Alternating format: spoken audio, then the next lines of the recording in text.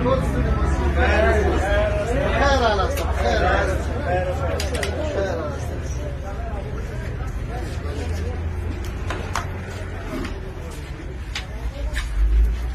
الله الرحمن الرحيم نحمده ونصلي على رسوله الكريم أما بعد دغه عسكر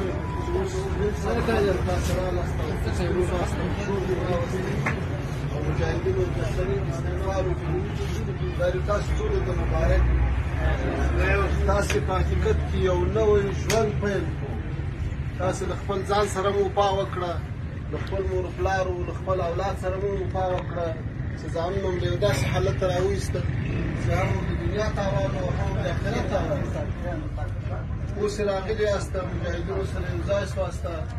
انشاءالله د تاسو به احترام کېږي تاسو به په خیر او په عافیت سره خپلو کورو ته رسول کېږي هېڅ تشویش به نه کوو اسلامي امارت چې یو وار له چا سره وعده وکړي بیا په خپله وعده باندې وفا کوي نورو عسکرو ته دې موږ دا پیغام ورسوو هغوی ته دا خبره ورسوو چې نور د دې وخت تېر شوی دی ستاسې نور بې ځایه مقاومت کوئ خپل کارونه خپل کلي خپل ځانونه مه خرابوئ موږ دا تاسې ته قسم کوو چې موږ د تاسې په مرګ نه خوشحاله کېږو موږ په دې نه خوشحاله کېږو چې تاسې اولادونه یتیمان شي د تاسې مور و پلار به تاسې غمجن شي د تاسې تورسلې کونډې شي دغه هم د موږ هېوادوال دي هغه هم د دې هېواد انسانان دي ټول باید زړه سوځي ټول باید دا کوشش وکړو چې نور دا ملت نجات پیدا کړي نور له مقاومت نه له بې ځایه مقاومت نه د کفارو له حمایت نه لاس واخلي ورونو تاسو اوس زموږ ورونه سواسته تاسو نور مه تشویش کوئ تاسو به رسېږئ د کابل د ادارې بیچارهګانو هغه حالت ته چې دوی یې په یوه لار نه دی روان د نړیوالو ملاتړو یې هغه کیفیت ده چې اوس په دې فکر کې دي چې یوازې د کابل هوایي ډګر څنګه وساتي نو تاسې به ډېر بهترین انداسې خپلو کورو ته ولاړ شئ او نورو ته دا پیغام ورسوو چې د امارت غېږ تاسې ته خلاصه ده موږ خو د دې وطن خلک یو په دې وطن هم زړه دردېږي دا د تاسې اولادونه خپل اولادونه بولو تاسې مور و پلار ته د خپلو پلرو د خپلو مندو په سترګه بولو داسې تاسې تر اوسه په یو داسې لار کې روان واسته چې ډېره خطرناکه وه اوس هم هغه لار پرېښودل دا ډېره ښه فیصله وه موږ د تاسې د دې فیصلې قدر کوو تاسې سره چې کومې وعدې شوي دي په هغو باندې به وفا کېږي دا د اوس وګورئ تاسې یو نیم ساعت 200 کسان رالاستل شوبلې در سره دي نیم ساعت هم نه کېږي په دې نیم ساعت کې تاسو ته مسؤلین هم راورسېدل چې تاسو استقبال یې وکړو تاسو ته موټران هم برابر کړو تاسو ته کرایې هم درکوي تاسو ته به کارټونه هم درکول کېږي دا ټول په یو استدراعات کې چې موږ په خپله وعده باندې وفا کوو او موږ چې له چا سره څه تلفظ وکړو په هغه باندې بیا کلک ولاړ یو تاسو نه غوښتنه دا ده چې د دې بعد زندګي په ښه طریقه تېره کړئ په خپلو کړو وعدو تاسې وفا وکړئ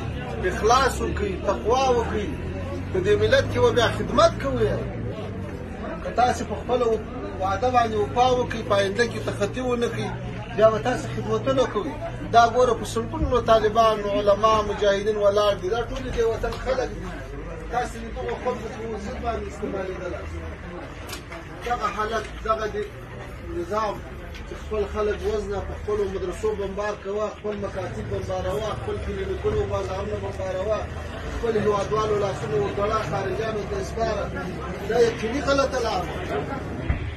هر چا چې په دې لار کې قدم اخیستی باید توبه وکاږي د الله نه مغفرت وغواړي اسلامي امارت خوا د ټولو ته عفه کړې ده له الله تعالی نه معفو وغواړي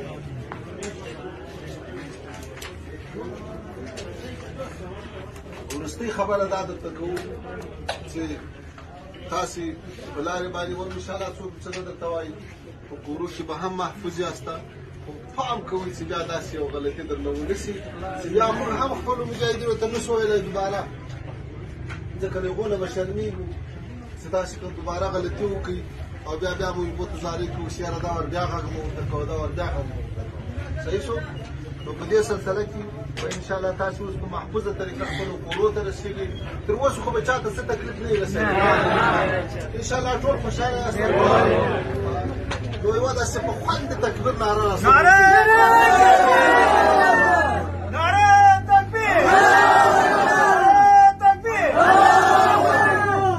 افغانستان اسلامی امارت افغانستان اسلامی امارت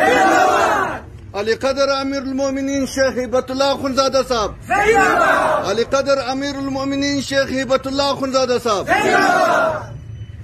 صحیح ده ان شاء الله تاسو ته اوس نور